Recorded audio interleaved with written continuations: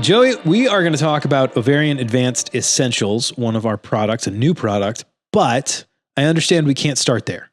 Yeah, I think given the specificity of this product, should go into a little bit about more specifically what it would be used for. Okay. And who is more of the target for this and who it can help. I'm going to guess it's people with ovaries. Yes. And that seems very obvious in a sense, but we'll pin down maybe more specifically. Fair enough. So we'll start with the ovaries.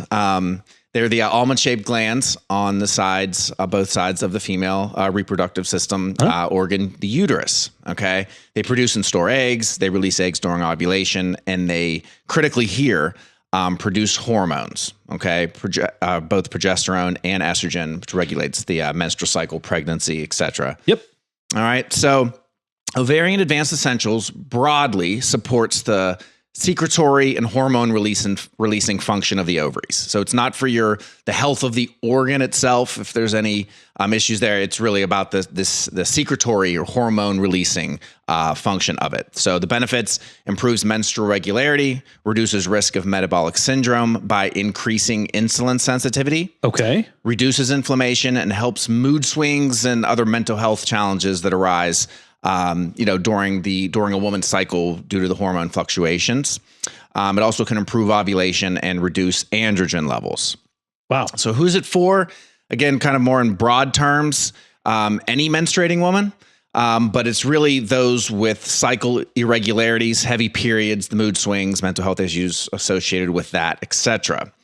So this is not me here saying that, I don't like some of those feelings when I have a period and I want to fix them and I want to take something for that. This is definitely meant, those things are natural. Right. Unfortunately, just something women have to deal with. So this is not, the PMS fix or the, right. This is, if those symptoms are more intense, they're more above average. You've talked to your doctor about it. You talk to other women and yours are more intense. This at least gets you more into the ballpark of who this would be for. More specifically and most targeted, where the bulk of the research and benefit with these ingredients in the product have been seen, where we get a stronger recommendation for us, are women who are diagnosed with PCOS. Okay. PCOS. Yes. So that is polycystic ovarian syndrome. Okay. This was new to me. It is the most common endocrine disorder that women of reproductive age are diagnosed with, more than diabetes, more than even thyroid conditions. Wow. In that again, reproductive age. So the name comes from, like it sounds polycystic, from the presence of cysts on the ovaries. However, now as it's been researched, time has gone on and it is not something that must be present for the current diagnosis. Okay? Interesting. So PCOS symptoms and characteristics include elevated testosterone, anovulation, so the lack of egg release by the ovary during the cycle, insulin resistance, heavy irregular menstrual periods, excess hair that can come, and acne that can come along with that elevated testosterone, pelvic pain, difficulty conceiving, and patches of darker skin. What's interesting about it, it's a multifactorial condition. The root cause is not specifically defined, meaning that does the hormone imbalance lead to some of the insulin resistance? Does some of the insulin resistance lead to a hormone imbalance? What about the role of obesity, weight, inflammation, blood sugar issues, etc.? So there's an interplay, chicken or the egg, if you will, about what causes what and how they all interplay together. So it's interesting in that sense, in terms of how you treat it and what you do about it. And some, of course, we kind of like to know what causes these things, but sometimes we just don't have that answer. Prevalence is estimated to be 4 to 18% among women currently menstruating. Wow. And some in the medical community believe it is underdiagnosed, and that some populations have upwards of a 26% prevalence. And if obesity and insulin resistance is a major factor in this, it's not hard to imagine that this could be getting worse. Yes, exactly. And I think anytime we're dealing with anything related to hormones and cycles and things like that, there's a broad swing of opinion on what to do. So there's a significant part of what we talked about, that these changes and these feelings that women experience are natural. And maybe you've been checked out because you do believe they're a little more intense and you're not officially diagnosed. But I think what, again, can become pretty tricky here is that the hormone levels, the symptoms, the interplay with gut health and with your insulin resistance levels and issues there potentially. The interplay does create a bit of a continuum, a spectrum. That no, you may not be diagnosed. Your testosterone level may be okay, but you may be a little overweight. You may not eat real good, so your gut health is compromised. And your periods are a little heavy, but they're not. There's nothing that you can pinpoint into the official PCOS diagnosis.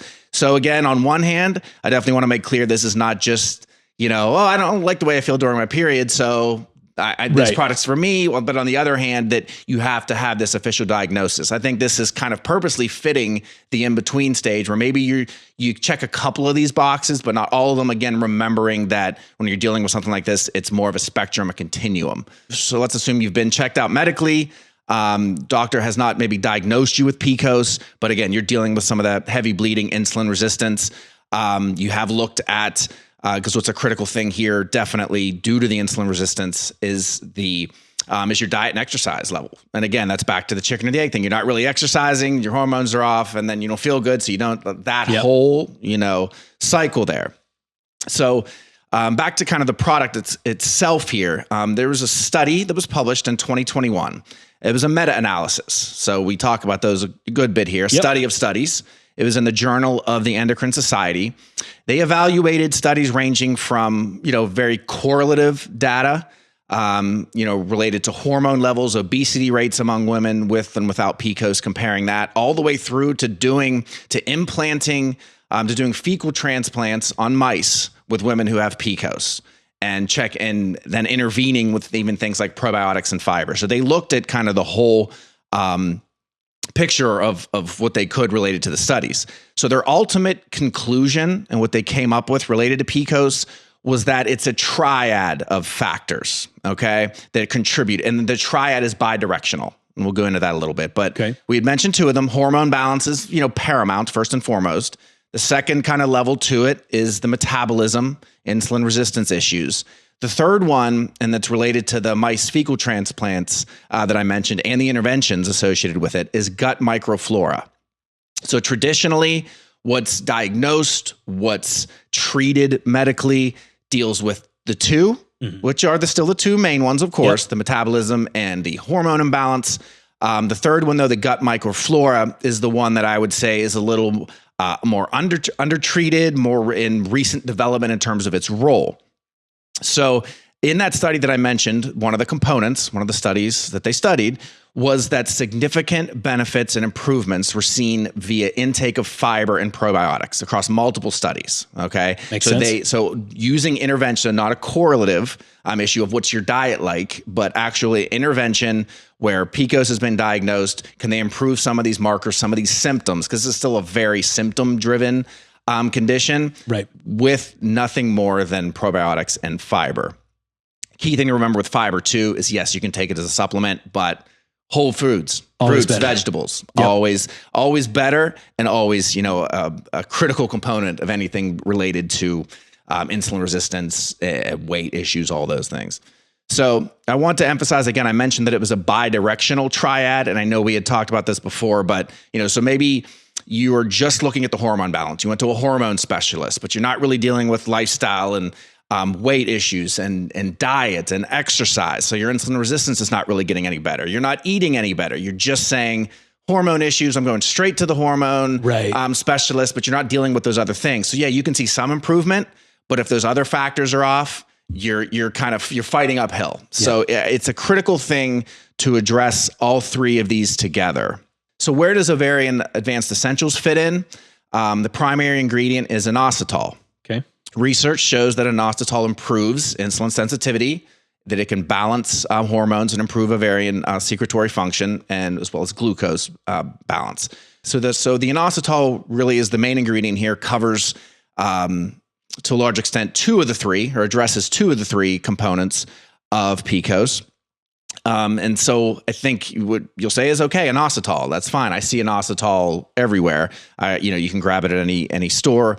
And the issue with it, and where we kind of try to step in here and see where, how we can maximize the benefit, based on research, is that the forms of inositol are critical. So there's myoinositol and D-chiro Inositol. I won't bore you with the chemistry of that, but those are the forms. Okay. Further, not just using those two forms, but a 40-to-1 ratio of myo to D-chiro Inositol provides the most benefit compared to the other ratios. A very comprehensive study in 2019 in Italy compared 6 different ratios of inositol. They found varying benefit at all of the ratios, but at 40-to-1, they found the most benefit across multiple markers. In fact, after supplementing for 6 to 8 weeks of the 40-to-1, in 19 out of 22 obese women who were diagnosed with PCOS versus 6 of 22 in the placebo, they were able to induce ovulation in those women. So wow.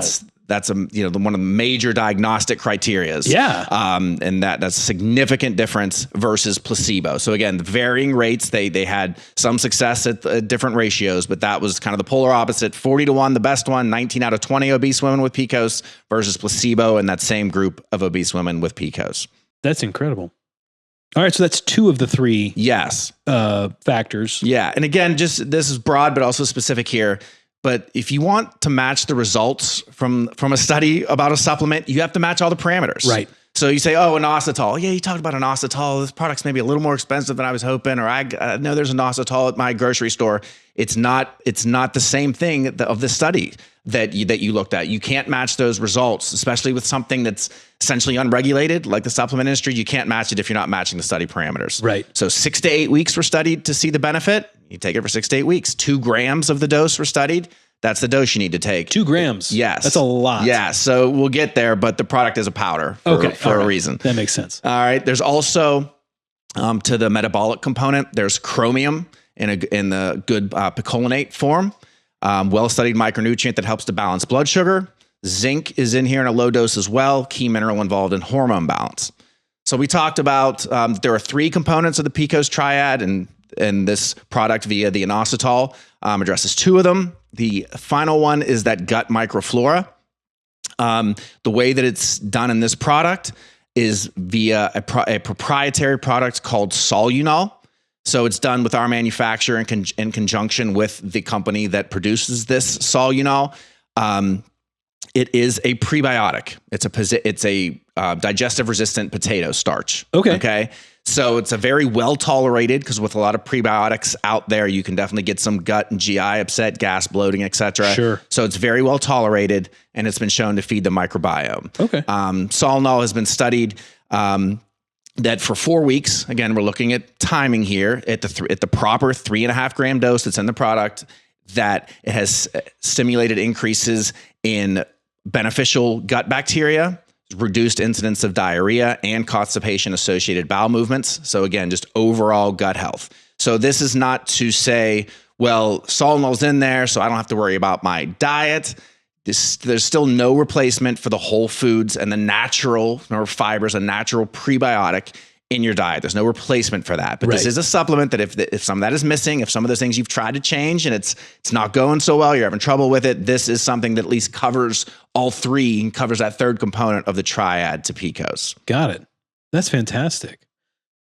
How often do people take this? When do they take it? Anything like that? This one's simple, with or without food. Again, it is a powder. So 1 scoop per day dissolved in water, with or without food, like I said, doesn't matter. 6 to 8 weeks to hope to see any legitimate benefit from it. Consider adding a separate probiotic, though, if you have other GI symptoms, significant history of antibiotic use, you're not eating much whole foods, consider adding that probiotic to your diet, to this regimen as well. That makes a lot of sense. Fantastic. All right. Well, I hope that helps some folks out there. If you are interested in this, you should check it out on our website, askjoedimatteo.com, askjoedimatteo.com. That is where you can find Ovarian Advanced Essentials and all the other wonderful products we have. Thanks, Joey.